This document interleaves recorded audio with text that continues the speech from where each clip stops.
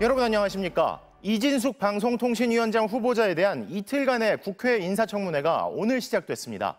이 후보자의 좌파 문화예술인 분류 같은 정치 편향 논란 등을 두고 여야가 충돌했는데요.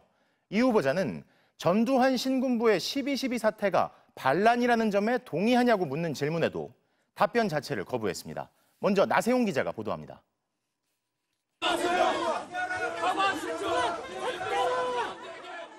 이진숙 방송통신위원장 후보 청문회 첫째 날, 청문회 시작 전 참고인으로 출석한 언론노조 관계자들과 야당 의원이 이 후보자의 사퇴를 요구하면서 긴장감이 높아졌습니다.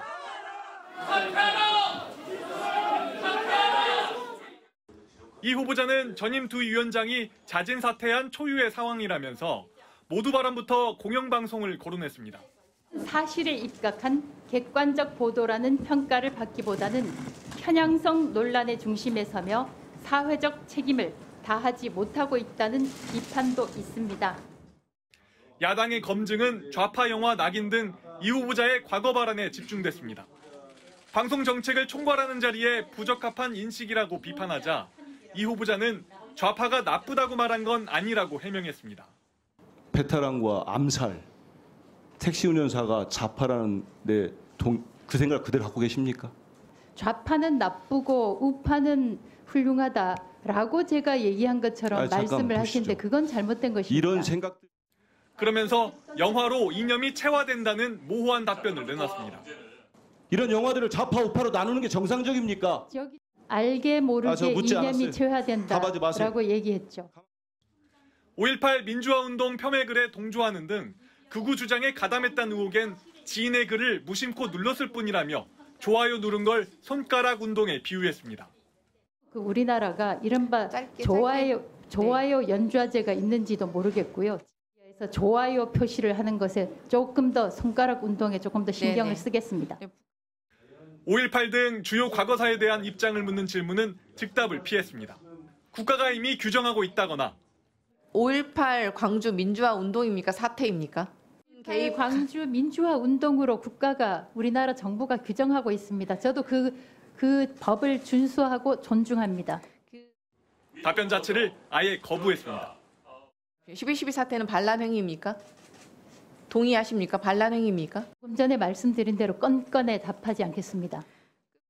여당은 이 후보자에 대한 검증이 인신공격성으로 흐르고 있다고 엄호했습니다. 이동관, 김홍일로도 모자라서 후보자께도 마타도를 자행하고 있습니다. 심각합니다. 이 후보자는 이른바 바이든 날리면 보도로 대통령실이 MBC의 전용기 탑승을 배제한 조치에 대해선 바람직하지 않다는 입장을 밝혔습니다. MBC 뉴스 나세웅입니다. 지난번 대통령실 인근까지 날아들었던 북한의 오물풍선이 이번엔 바로 대통령실 청사에 떨어졌습니다. 시민들 불안은 커지고 풍선을 막을 방법도 마땅하지 않으니 대북전단 살포를 자제시켜야 한다는 목소리가 높은데요. 현행법으로 규제할 방안이 있는데도 정부가 손 놓고 군사적 긴장만 고조시키는 것 아니냐는 지적이 나옵니다. 조희명 기자입니다. 국방부 청사에서 바라본 하늘 위로 흰색 구체 2개가 서서히 하강합니다. 북한이 날려보낸 오물풍선입니다.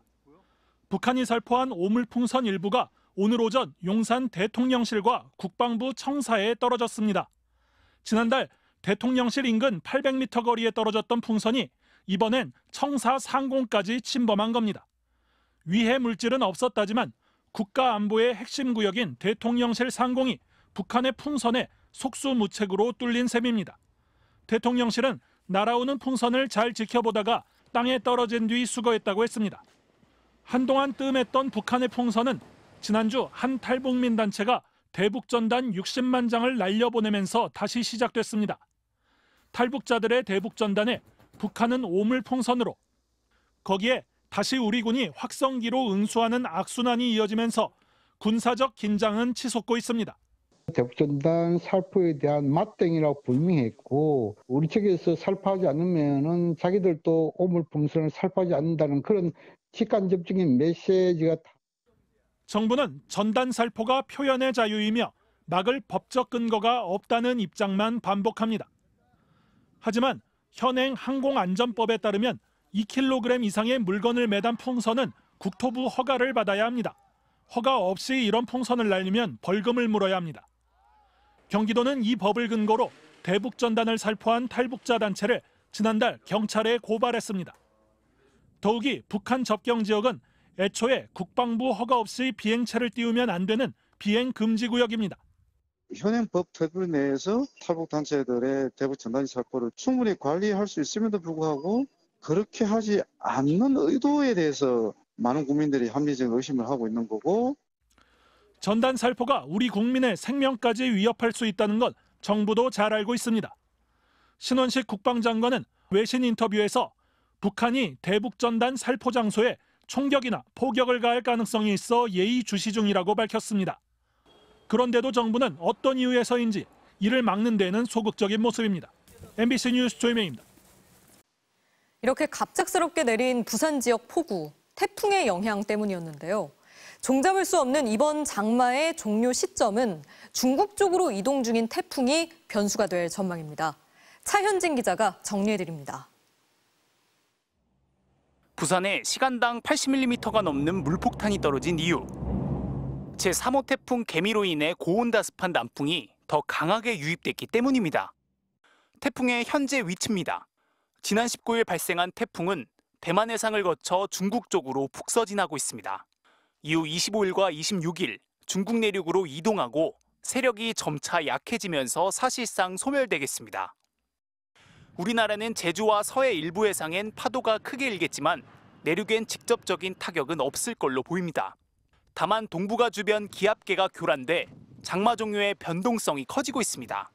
태풍이 통과한 뒤 북태평양 고기압이 더 확장하면 장마 전선을 북한까지 밀어올리며 다음 주 초 장마가 끝나겠지만 예상보다 느리게 자리 잡으면 비가 더 이어질 수 있는 걸로 분석됩니다.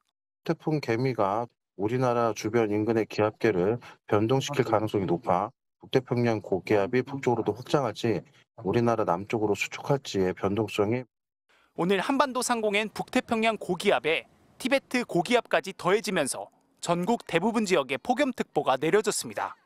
오늘 서울의 최고 기온은 32.5도. 하지만 습도가 높아 체감온도는 34.6도에 달하는 등 전국 대부분 지역이 최고 체감온도가 33도에서 36도를 기록할 정도로 무더웠습니다. 너무 더워서 제가 일단 나시를 입고 나왔는데 약간 강가에 있는 느낌이에요. 좀 습하고 좀 찐득찐득한 느낌이 조금 불쾌한 것 같아요. 이 같은 찜통 더위는 당분간 계속되겠으며 대기 불안정으로 곳곳에서 폭우 수준의 세찬 소나기가 내리겠습니다. MBC 뉴스 차현진입니다. 전자상거래 업체 티몬과 위메프에서 벌어지는 상황이 심상치 않습니다. 이곳에 입점해 있던 업체들이 판매 대금을 받지 못했다며 일방적으로 거래를 취소하고 있는데요. 소비자들의 피해가 커지고 있습니다. 대형 유통업체들도 티몬과 위메프를 떠나고 카드 결제마저 막힌 상태인데요. 먼저 박진주 기자가 보도합니다. 서울에 사는 한모 씨는 지난달 온라인에서 이사갈 집의 인테리어 가구를 주문했습니다. 위메프에서 1,700만 원을 결제해놨는데 시공을 하루 앞두고 갑자기 취소 통보를 받았습니다. 위메프 측이 해당 시공업체에 대금을 건네지 않았기 때문입니다. 오늘 시공이 예정이 돼 있고 수요일 날 뭐 이사라든지 계획이 돼 있는데 하루 전날 그것도 저녁에 일방적인 통보를 하니까 황당하죠. 티몬과 위메프에서 여행 상품과 가구, 가전제품 등을 구입한 소비자들이 잇따라 구매품을 받지 못하고 있는 겁니다.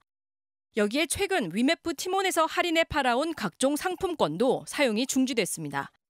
하지만 고객센터 연결이나 환불 조치는 제대로 이루어지지 않고 있습니다. 티몬 앱에 들어가서 입력하려고 하는데 환불 계좌 입력이 안 돼요. 오류가 나면서.